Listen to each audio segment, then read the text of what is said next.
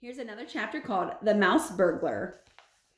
My grandmother hustled me back onto my own bedroom and out onto the balcony. Are you ready? She asked. I'm going to put you in the sock now. I hope I can manage this, I said. I'm only a little mouse. Oh, you'll manage, she said. Good luck, my darling. She popped me into the sock and started lowering me down by the attached thread to the balcony. I crouched inside the sock and held my breath. Through the stitches, I could see out quite clearly. Miles below me, the children playing on the beach were the size of beetles.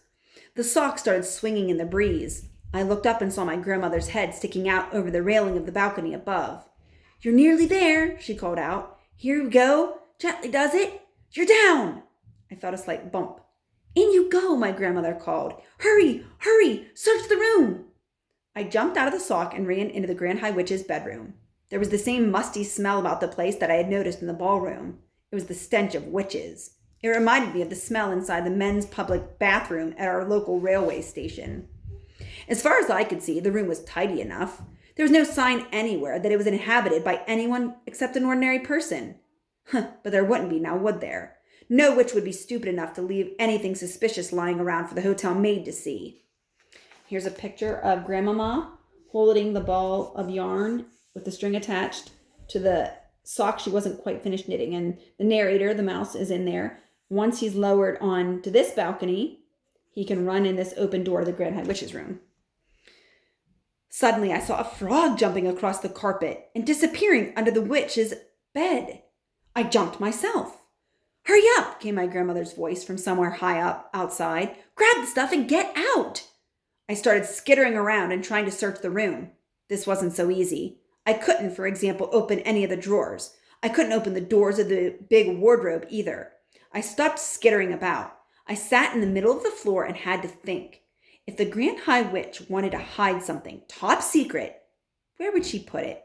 Certainly not in an ordinary drawer, not in the wardrobe either. It was too obvious. I jumped up onto the bed to get a better view of the room. Hey, I thought, what about under the mattress?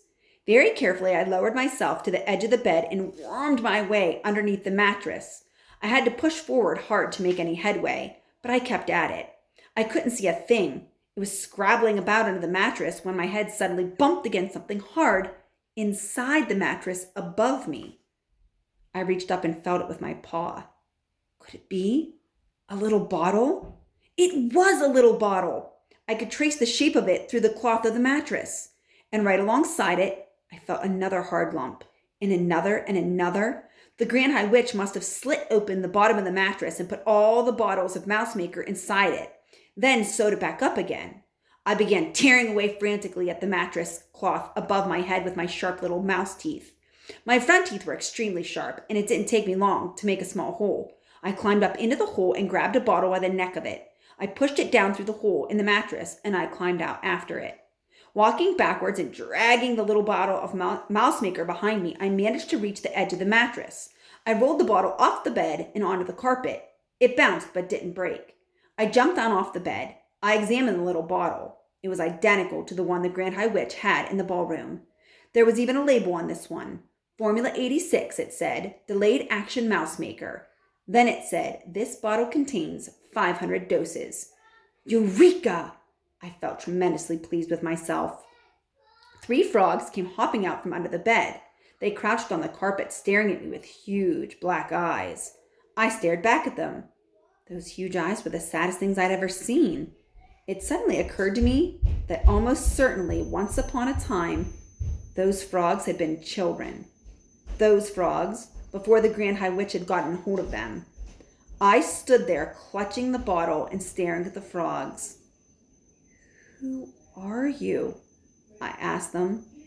At that exact moment, I heard a key turning in the lock of the door, and the door burst open, and the Grand High Witch swept into the room. The frogs jumped underneath the bed again in one quick hop. I darted after them, still clutching the bottle, and I ran back against the wall and squeezed in behind one of the bedposts. I heard feet walking on the carpet. I peeped around the bedpost. The 3 frogs were clustered together under the middle of the bed. Frogs cannot hide like mice. They cannot run like mice either.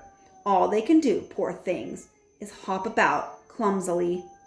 Suddenly, the Grand High Witch's face came into view, peering under the bed. I popped my head back behind the bedpost. So there you are, my little froggies, I heard her say. You can stay where you are until I go to bed tonight. Then I shall throw you out the window, and the seagulls can have you for supper. Suddenly, very loud and clear, there came the sound of my grandmother's voice through the open balcony door. Hurry up, my darling, my grandmother shouted. Do hurry up, you better come out of there quickly. Who is calling? Said the Grand High Witch. I peeped around the bedpost again and saw her walking across the carpet to her balcony door. Who is this on my balcony? She shouted. Who is it who dares to trespass on my property? She went through the door onto the balcony itself. What is this knitting of wool hanging down here? I heard her saying.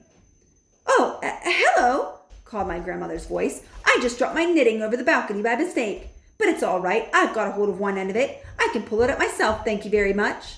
I marveled at how calm and cool my grandma's voice was. Who were you talking to just now? Said the Grand High Witch. Who were you telling to hurry up and come out quickly? Well, I was talking to my little grandson, I heard my grandmother saying. He's been in the bathroom for hours and it's time he came out. He sits in there reading books and he forgets completely where he is. Do you have any children, my dear? I do not, said the Grand High Witch, and she came quickly back into the bedroom, slamming the balcony door behind her. I was cooked. My escape route was now closed. I was shut up in the room with the Grand High Witch and 3 terrified frog children. I was just as scared as the frogs. I was quite sure now that if I was spotted, I would be caught and thrown over the balcony for the seagulls as well. There came a knock at the bedroom door. What is it this time? Shouted the Grand High Witch. It is we, ancient ones, said a meek voice from behind the door. It is 6 o'clock, and we have come to collect the bottles that you have promised us, O your grandness. I saw her crossing the carpet toward the door. The door was open, and then I saw a whole lot of the feet and shoes beginning to enter the room. They were slowly coming in, hesitantly, as though the owners of those shoes were frightened of entering. Come in, snapped the Grand High Witch. Do not stand up there dithering in the corridor. I do not have all night. I saw my chance. I jumped out from behind the bedpost and ran like lightning toward the open door. I jumped over 3 pairs of shoes on the way, and in 3 seconds flat, I was out the door into the corridor, still clutching the precious bottle of Mouse Maker to my chest. No one had seen me. There were no shouts of "Mouse, Mouse!" All I could hear were the voices of the ancient ones burbling their silly sentences about how kind your grandness is, and all the rest of it. I went scampering down the corridor of the stairs and up 1 flight. I went to the 5th floor and then along the corridor again until I came to the door of my own bedroom. Thank goodness there was no one in sight. Using the bottom of the little bottle, I began tapping on the door. Tap, tap, tap. I went tap, tap, tap. Would my grandmother hear me? I thought that she must. The bottle made quite a loud tap each time it struck. Tap, tap, tap. Just as long as no one came down the corridor. But the door didn't open. I decided to take a risk. Grandmama! I shouted as loudly as I possibly could. Grandmama, it's me! Let me in! I heard her feet coming across the carpet and the door opened. I went in like an arrow. I've done it! I cried, jumping up and down. I've got it, Grandmama! Look, here it is. I got the whole bottle of it. She closed the door. She bent down and picked me up and hugged me. Oh, my darling, she cried. Thank heavens you're safe. She took the little bottle from me and read the label. Formula 86 Delayed Action Mouse Maker. This bottle contains 500 doses. You're brilliant, you darling boy. You're a wonder. You're a marvel. How on earth did you get out of her room? I nipped out when the ancient ones were coming in, I told her. It was all a bit hairy, Grandmama. I wouldn't want to do it again. I saw her too, said my grandmother. I know you did, Grandmama. I heard you talking to each other. Didn't you think she was absolutely foul? Oh, she's a murderer, my grandmother said. The most evil woman in the entire world. Did you see her mask? I asked.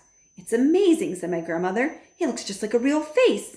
Even though I knew it was a mask, I still couldn't tell. Oh, my darling, she cried, giving me a hug. I thought I would never see you again. I'm so happy you got away. Okay, join me for the next chapter called Mr. and Mrs. Jenkins Meet Their Son Bruno.